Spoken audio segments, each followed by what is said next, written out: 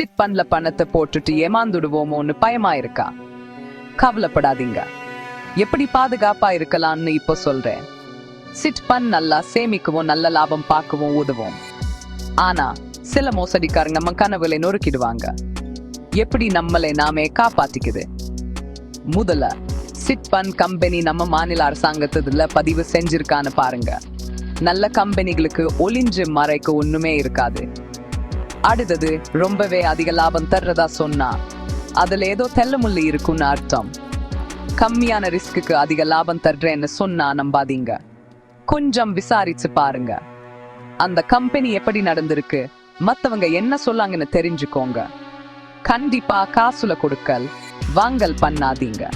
பேங்க மூலமா பணத்தை அனுப்புங்க. அப்பதான் எல்லாத்துக்கும் ஒரு பதிவு இருக்கும். ஒழுங்கா எழுதி வாங்காம ஒரு ரூபாய் கூட கொடுக்காதீங்க. கடைசியா, உங்க மனசுக்குள்ள இருக்கிற சின்ன சந்தேகத்தை சூட விட்டுடாதீங்க. எதுலயோ சரியில்லைன்னு தோணுச்சுன்னா அதுல இருந்து வெகிடுங்க. எல்லாத்தையும் தெரிஞ்சுக்கோங்க, கவனமாயிருங்க, உங்க சேமிப்பை பாதுகாங்க. இந்த வீடியோவை பார்த்ததுக்கு நன்றி. எப்பவும் பாதுகாப்பாயிருங்க.